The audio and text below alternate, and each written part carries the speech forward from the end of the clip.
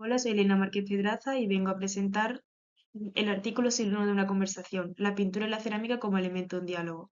Esta investigación ha sido realizada junto a Silvia Roper Rodríguez en la Universidad de Málaga. Se trata de una investigación que parte de la relación entre pintura y cerámica, cómo una mordida sobre barro puede participar de la pintura. Los objetivos son comprender la capacidad de que diferentes lenguajes artísticos puedan coexistir y complementarse, expandiendo su campo de actuación y desarrollo. También explorar el uso de la cerámica en la pintura para generar tipología y signos que se relacionan hasta crear una conversación. Y por último, presentar el espacio expositivo como un elemento activo que se introduce en el diálogo formal entre los cuadros y las piezas cerámicas.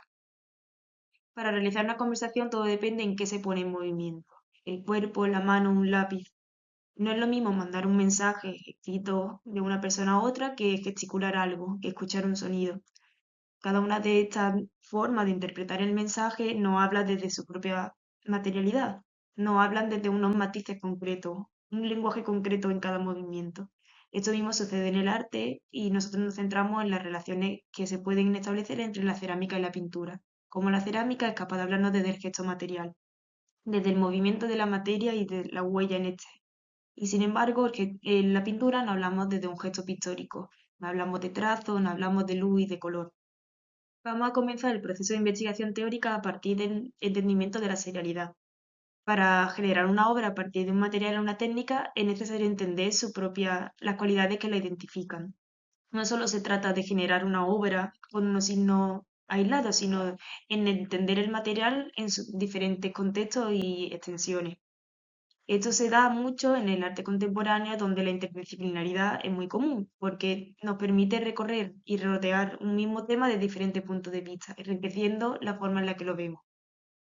Sin embargo, también es importante saber que cada técnica, aunque nos dé un punto de vista diferente, estos puntos de vista diferentes se dan debido a las cualidades intrínsecas de cada material.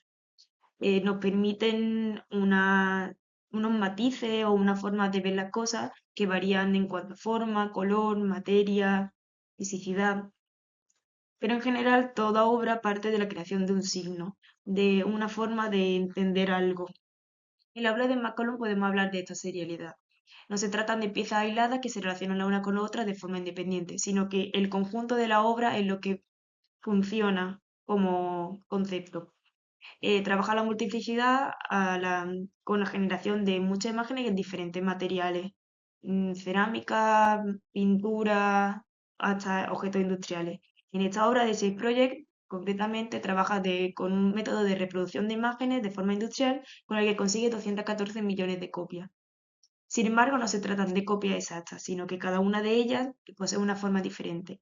Esto se da porque McCollum trabaja a partir del término de equivalencia. Todas sus obras son diferentes, pero valen lo mismo. Con esto reduce la capacidad del objeto artístico a algo puramente reproducible y aunque sean singulares en su identidad propia, todos valen lo mismo, todos se leen de la misma forma, la única forma de leer su obra es desde la colectividad.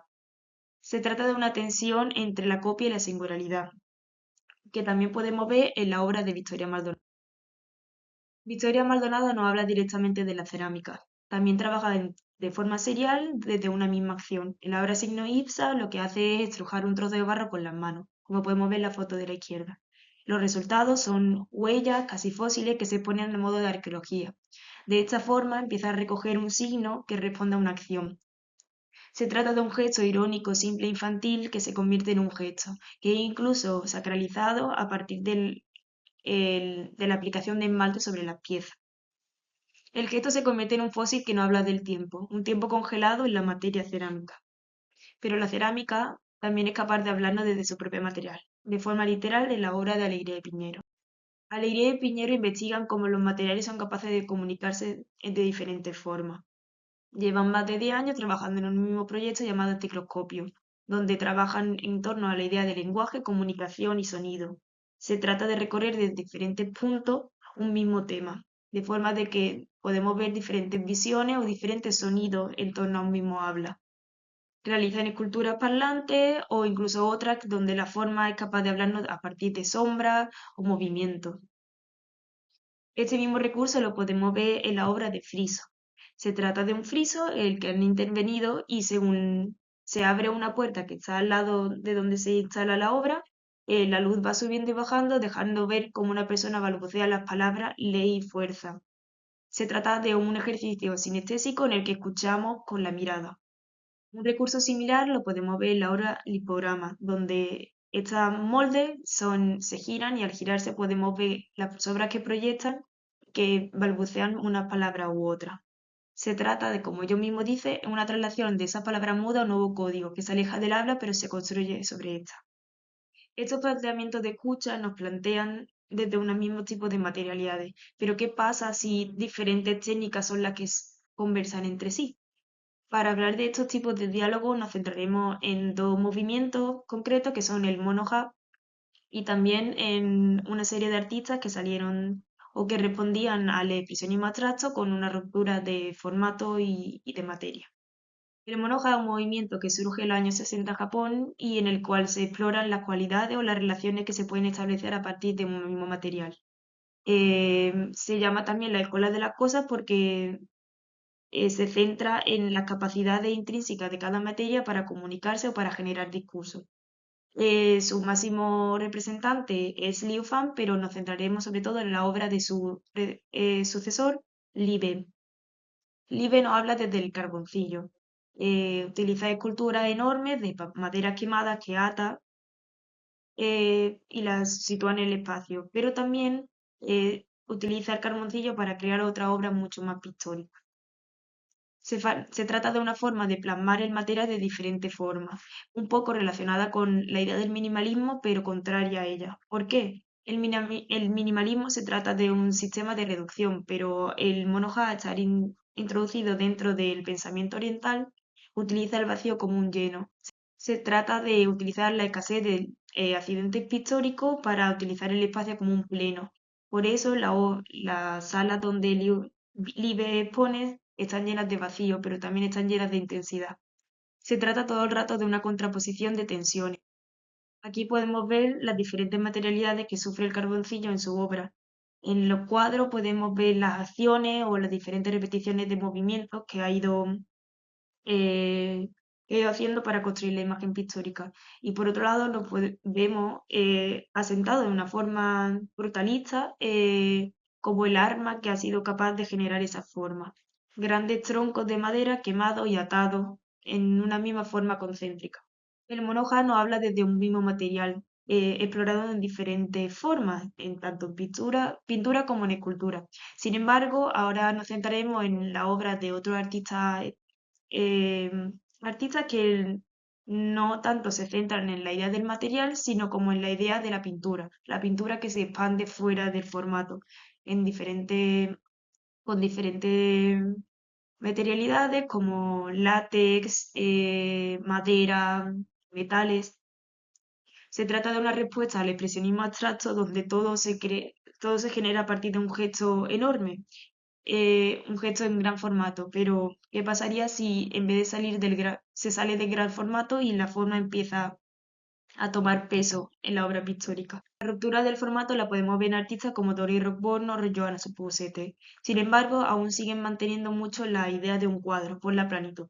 Es que en contraposición encontramos la obra de otros artistas que liberan a la pintura de la forma del lienzo. Por ejemplo, nos encontramos la obra de Lydia Berlis, la que confirma que la materia tomará y toma su forma. No se trata de dirigir la materia en torno a una planitud o una forma exacta, sino de liberarla. Esta idea de liberar la pintura nos relaciona también con la interacción que ahora sucede entre la pintura y el espacio. Por ejemplo, nos centraremos en la obra de Ernesto Burgo para entender la contraposición entre cuadro y objeto o desde la peana hasta la pared. Al principio las obras de Ernesto Burgos eran expuestas en una peana, pero más tarde empiezan a coger características de cuadro o de lienzo, al formarse como planos que se cuelgan en la pared a modo de lienzo.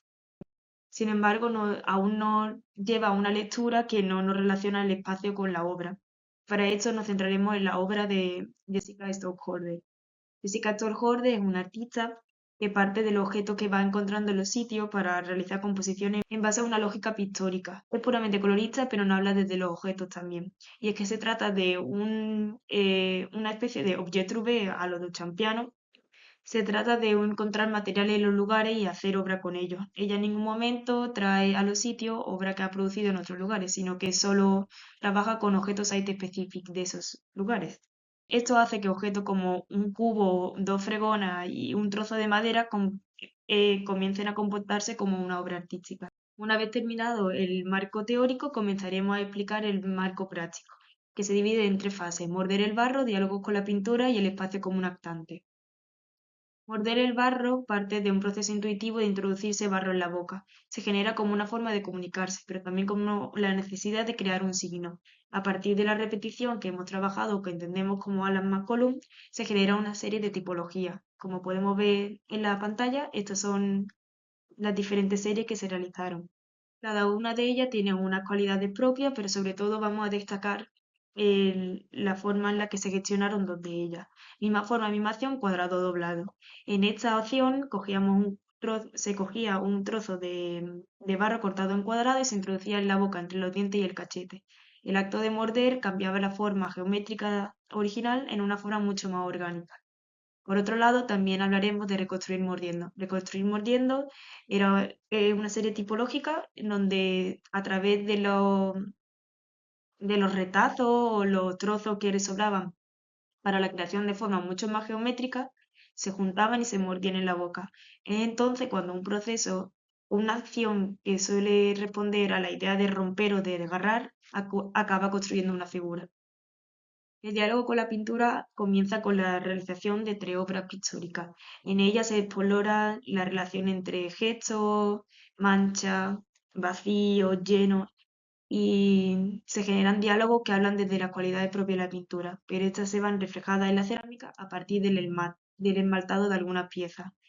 Sin embargo, no todas las piezas fueron esmaltadas porque nos interesaba mantener la relación que se establecía entre una pieza cruda que habla del gesto matérico, de una acción que se queda impregnada en la cerámica, y el gesto pictórico que se introduce en la cerámica a través del esmalte. El esmalte se utilizó para resaltar de forma diferente algunas incisiones, mordidas o cualidades específicas de cada pieza, ya que no se pretendía crear una uniformidad entre las piezas esmaltadas, sino al revés, como potenciar esas diferencias que las singularizaban. De esta forma, en el espacio entonces genera una relación entre la cerámica y los lienzos, pero es imprescindible hablar del espacio como un actante. Como podemos ver en la imagen, no se colocan los lienzos en una pared aséptica o en la búsqueda de una limpieza formal y plana típica de cualquier sala expositiva, sino que se introduce entre tres elementos, entre un cuadro de evocación, unos interruptores con una canaleta y un extintor. Se trata de generar relaciones formales con los elementos que habitan ese mismo espacio, introduciendo la pintura y la cerámica como un elemento más, y no como algo externo al espacio que está siendo habitado. Además, se generaron otro tipo de relaciones y de intervenciones en el. Por ejemplo, otro de los juegos formales se realizó con una canaleta que había en la parte superior del lienzo, que no creaba una línea ascendente. Eso rompía con la geometría y con la perpendicularidad que tenía la sala e incluso el formato del lienzo. Se introducieron cerámica con un ritmo ascendente en tono crudo, como al igual que el color de la canaleta, menos con dos piezas que se relacionaban con el color del cuadro de evacuación y un cable pelado que había en la parte superior derecha. Se realizó otro juego formal similar en la parte derecha de la canaleta, donde bajaba otro cable en el que se generaban dos ritmos de piezas que eran de tono crudo y rojo. Entonces utilizamos piezas de mordida con esas mismas tonalidades hasta bajar la verticalidad de la línea. Por último, cabe destacar las relaciones que se podían establecer con la obra de otros artistas en ese mismo espacio. En cualquier exposición colectiva nos encontramos que diferentes obras con diferentes lenguajes o diálogos o material son capaces de dialogar. Entonces, decidimos introducir algunas piezas cerámicas que tenían las mismas tonalidades que la obra de nuestra compañera Eva Fernández, para relacionarla a partir del color y un juego compositivo.